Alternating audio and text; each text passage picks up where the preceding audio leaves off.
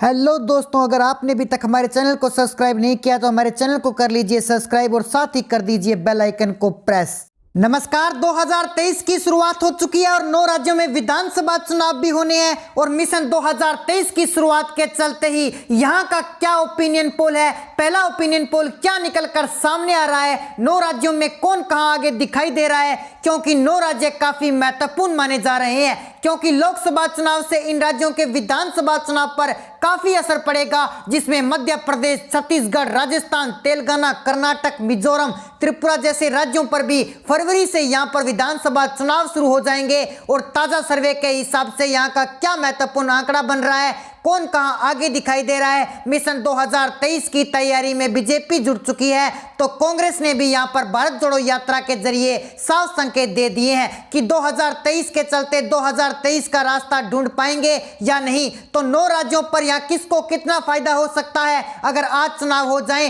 तो फिर क्या कुछ आंकड़ा यहां पर बनने वाला है। क्या कांग्रेस को फायदा होगा, क्योंकि लगातार जिस तरह से बड़ा उलटफेर देखने को मिला है। तो अगर बात की जाए फरवरी में त्रिपुरा में विधानसभा चुनाव होने हैं और यहां के अगर आंकड़ों की बात की जाए तो 60 विधानसभा सीटें आती है, जबकि अगर बात की जाए फरवरी में ही मेघालय में चुनाव है। अगर बात की जाए जिस तरह से बड़ा उलटफेर हो सकता है, फरवरी में यहां पर नागालैंड और मई में कर्नाटक में विधानसभा चुनाव होंगे, नवंबर में छत्तीसगढ़, मध्य प्रदेश और मिजोरम में विधानसभा चुनाव होने हैं, जबकि दिसंबर में यहां पर राजस्थान, तेलंगाना में विधानसभा चुनाव होंगे। इसके अलावा बात की जाए जम्मू कश्मीर विधानसभा चुनाव की तो कभी भी तारीखों का ऐलान हो सकता है। इस 2023 के शेड्यूल के अंदर कभी भी यहां पर जम्मू कश्मीर विधानसभा चुनाव पर तारीखों का ऐलान हो सकता है। तो आइए जानते हैं इन राज्यों का क्या महत्वपूर्ण गणित बन सकता है। आज के ताजा सर्वे के हिसाब से 2023 का पहला सर्वे है और यहां पर क्या महत्वपूर्ण विश्लेषण आंकड़ा बनने की संभावनाएं लगाई जा रही है। तो तेलंगाना विधानसभा चुनाव के साथ शुरुआत करते हैं। तेलंगाना के अंदर 115 विधानसभा सीटें हैं और ओपिनियन पोल के हिसाब से किसका पलड़ा भारी हो सकता है, क्योंकि 2018 की बात की जाए तो यहां पर टीआरएस पार्टी को जीत मिली थी, ये करीब 88 सीटों पर जीत हासिल की थी। यहां पर बात की जाए तो 46% वोट से रहा था। दूसरे नंबर पर अगर बात की जाए तो तेलंगाना में कांग्रेस को यहां पर 28% वोट शेयर के साथ 19 सीटों पर जीत मिली थी, जबकि अगर बात की जाए एआईएमआईएम पार्टी की तो करीब 7 सीटें मिली और टीडीपी को 2 सीटें, बीजेपी को यहां पर 1 सीट पर जीत मिली। तो क्या बीजेपी यहां पर 1 सीट के चलते यहां पर बड़ा खेला करने वाली है, यहां पर 119 सीटें आती है, तो ऐसे में यहां का क्या महत्वपूर्ण आंकड़ा बन सकता है। तेलंगाना की अगर बात की जाए तो अगली सरकार किसकी बन सकती है। ओपिनियन पोल के हिसाब से कांग्रेस 20%, बीजेपी 30%, टीआरएस 45%, अन्य की बात की जाए तो 5% कांग्रेस दूसरे नंबर पर रही 2018 में। लेकिन अब आंकड़े बीजेपी के पक्ष में जा रहे हैं, बीजेपी और टीआरएस के बीच यहां पर कड़ी टक्कर हो सकती है। ओपिनियन पोल के हिसाब से जो अनुमान लगाए जा रहे हैं, अब विधानसभा चुनाव की बात की जाए ओपिनियन पोल के हिसाब से तो 65 सीटें टीआरएस के पक्ष में जा सकती है, यानी 2018 के मुकाबले का सीट का नुकसान है। बीजेपी 1 सीट से बढ़कर करीब 35 सीटों तक पहुंच सकती है। तो जो तेलंगाना विधानसभा चुनाव को लेकर ओपिनियन पोल सामने आ रहे हैं, जिसमें कांग्रेस को कुछ सीटों का नुकसान है, 13 सीट, एआईएमएम को करीब 6 सीटों पर मिलने का अनुमान लगाया जा रहा है। तो क्या तेलंगाना में बीजेपी पहली बार अपने पूर्ण बहुमत से सरकार बना पाएगी या फिर टीआरएस को ही यहां पर बहुमत मिलेगा, ये काफी महत्वपूर्ण हो जाता है। इसके अलावा मध्य प्रदेश की बात की जाए तो मध्य प्रदेश में 230 विधानसभा सीटें आती है और मध्य प्रदेश में जो बड़ा उलटफेर देखने को मिला था उसके चलते क्या मध्य प्रदेश में परिवर्तन देखने को मिलने वाला है। 2023 की राह कितनी आसान हो सकती है, क्या कांग्रेस की वापसी होगी या फिर बीजेपी बरकरार रहेगी, क्योंकि जिस तरह से यहां पर बड़ा उलटफेर देखने को मिला था। लेकिन 2018 में कांग्रेस ने सरकार बना ली, लेकिन ज्योतिरादित्य सिंधिया के रिजाइन के चलते 25 एमएलए उनको रिजाइन से कांग्रेस की सरकार गिर गई थी। लेकिन इसके बाद यहां पर बड़ा उलटफेर हुआ और बीजेपी ने अपनी सरकार बना ली इन्हीं मंत्रियों के साथ। तो अब सवाल यह है कि इनके साथ बीजेपी के पुराने नेता भी हैं और ज्योतिरादित्य सिंधिया के समर्थक, उनके टिकट मिलेगा या फिर बीजेपी के पुराने नेता इन सीटों से चुनाव लड़ते आ सकते हैं। तो उनके टिकट मिलेगा, क्योंकि टिकट बंटवारा काफी महत्वपूर्ण हो जाता है इन सीटों को लेकर अगर 2018 के आंकड़ों पर बात की जाए तो करीब 114 सीटों पर कांग्रेस को जीत मिली थी 40% वोट शेयर के साथ, और बीजेपी को 41% वोट शेयर, लेकिन सीटें कम थी। 109 सीटें बीजेपी के पक्ष में रही थी। बीएसपी की बात की जाए तो 2 सीटें, जबकि समाजवादी पार्टी की बात की जाए तो ये 1 सीट इनके पक्ष में आई थी। इस तरह से यहाँ पर बड़ा उलटफेर देखने को मिला था। अब ओपिनियन पोल का आंकड़ा क्या कुछ कहता है कि आज विधानसभा चुनाव होते हैं तो बीजेपी में एक बड़ा संगठन, इसके चलते बीजेपी को जबरदस्त फायदा हो सकता है। मध्य प्रदेश में बीजेपी को लेकर भी 130 सीटें तक इस समय पहुंच सकती है अगर आज चुनाव हो जाते हैं, क्योंकि जिस प्रकार का माहौल है, जिस प्रकार से बड़े बड़े दिग्गज नेता बीजेपी में शामिल हो चुके हैं और कांग्रेस के कुछ बड़े दिग्गज नेता बीजेपी में है, ऐसे में बीजेपी को यहां पर उन नेताओं का सीधा तौर पर फायदा होगा,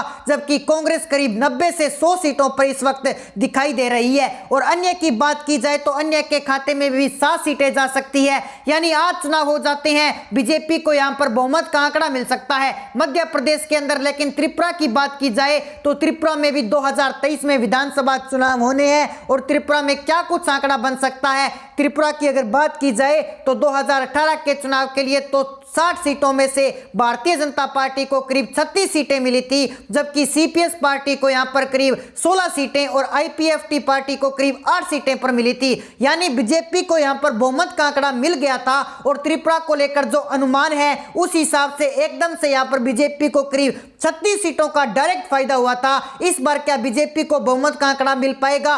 क्या यहां पर जनता एक बार फिर से यहां पर बदलाव लाएगी? क्योंकि यहां का ओपिनियन पोल क्या कुछ कहता है कि बीजेपी का त्रिपुरा में बीजेपी का गठबंधन रहेगा, उसको यहां पर फायदा हो सकता है। करीब 32 सीटें यहां पर क्षेत्रीय पार्टी के पक्ष में जा रही है, जबकि बीजेपी को 20 सीटें, सीपीएस को करीब 8 सीटें मिल सकती है। यानी बीजेपी और क्षेत्रीय पार्टी के बीच कड़ी टक्कर विधानसभा चुनाव में देखने को मिल सकती है। इसके अलावा अगर बात की जाए नागालैंड की तो नागालैंड की 60 विधानसभा सीटें हैं, तो काफी उलटफेर के साथ यहां पर भी बड़ा उलटफेर हुआ था 2018 में। तो यहां पर बात की जाए नागालैंड पीपल फ्रंट पार्टी की, यहां पर बात की जाए नागालैंड पीपल फ्रंट पार्टी को करीब यहां पर 26 सीटों पर जीत मिली थी। अगर बात की जाए नेशनल डेमोक्रेटिक पार्टी को 18 सीटें मिली थी और भारतीय जनता पार्टी को यहां पर 12 सीटों पर जीत मिली, जिसके कारण यहां पर गठबंधन सरकार बनी और गठबंधन सरकार अभी भी चल रही है। तो ऐसे में सवाल यह है कि क्या गठबंधन के साथ बीजेपी चुनाव लड़ेगी या फिर अपने दम पर बहुमत का आंकड़ा प्राप्त करेगी? यह काफी महत्वपूर्ण हो जाता है। तो 60 सीटों का जो ओपिनियन पोल निकलकर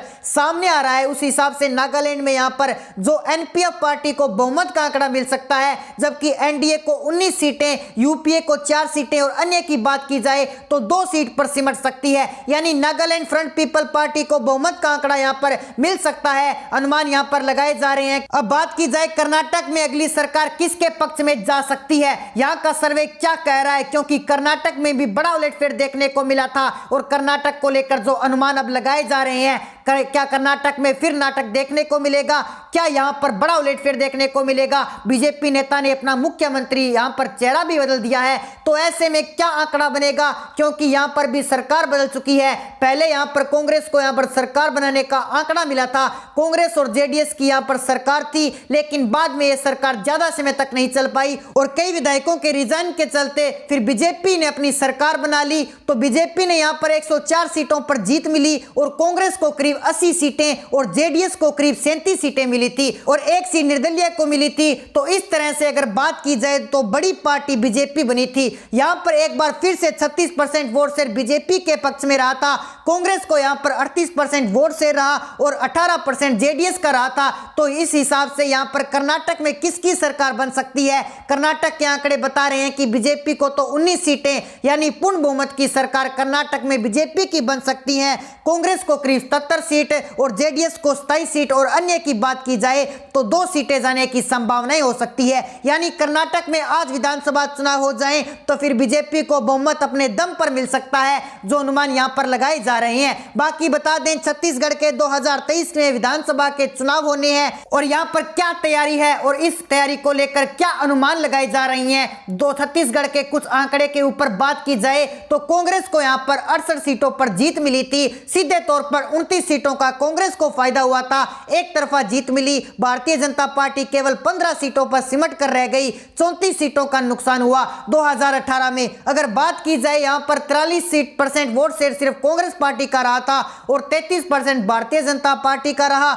2 सीटें यहाँ पर बहुजन समाज पार्टी के पक्ष में देखने को मिली थी। इस तरह से अगर बात की जाए कांग्रेस को एक तरफा जीत मिली थी, तो क्या इस बार जनता बदलाव चाहेगी या फिर से कांग्रेस की सरकार बनेगी? इस पर ओपिनियन पोल के आंकड़े निकलकर सामने आ रहे हैं। ओपिनियन पोल के आंकड़े के हिसाब से 90 सीटों में से बीजेपी को करीब 49 सीटें मिल सकती है, कांग्रेस को 38 सीटें और अन्य की बात की जाए तो 3 सीटों पर सिमट सकती है। यानी छत्तीसगढ़ में बड़ा उलटफेर हो सकता है, यहाँ पर बीजेपी की वापसी हो सकती है, जो अनुमान यहाँ पर लगाए जा रहे हैं। लेकिन बात की जाए मिजोरम की, तो मिजोरम की तो यहाँ पर 40 लोकसभा सीटें आती है, जो अनुमान लगाए जा रहे हैं 40 सीटों में से। 2018 के आंकड़ों पर नजर डाली जाए तो यहाँ पर मिजो नेशनल फ्रंट को करीब 26 सीटें और एक तरफा जीत मिली थी और करीब यहाँ पर 5 सीटों पर जीत मिली थी। भारतीय जनता पार्टी को 1 सीट पर जीत मिली। इसी तरह ये अगर बात की जाए मिजो नेशनल फ्रंट को ही बहुमत का आंकड़ा मिलेगा या नहीं, इन पर अगर बात की जाए तो कांग्रेस यहाँ पर वापसी कर सकती है। करीब 24 सीटें कांग्रेस के पक्ष में है, जबकि मिजो नेशनल फ्रंट को 11 सीटें मिल सकती है। इस बार कांग्रेस की यहाँ पर वापसी हो सकती है, जबकि बीजेपी को 4 सीटें और अन्य को 1 सीट, यानी मिजोरम में कांग्रेस की वापसी हो सकती है। इसके अलावा राजस्थान में भी 2023 में विधानसभा चुनाव है और राजस्थान में हर 5 साल में सत्ता बदल जाती है। लेकिन कांग्रेस ने जो अंदरूनी यहाँ पर लड़ाई दिखाई है, क्या इसका कांग्रेस को नुकसान होगा या फिर बीजेपी इसका फायदा उठा पाएगी? क्योंकि यहाँ पर भी बदलाव देखने को मिल सकता है और बदलाव के हिसाब से इस बार बीजेपी का नंबर है। तो क्या बीजेपी इस बार यहाँ पर बरकरार रहेगी? क्या जनता यहाँ पर कांग्रेस का साथ देगी? जिस हिसाब से अशोक गहलोत ने बड़ा उलटफेर किया है, तो दोस्तों गहलोत की रणनीति पर क्या कांग्रेस को दोबारा जीत मिलेगी?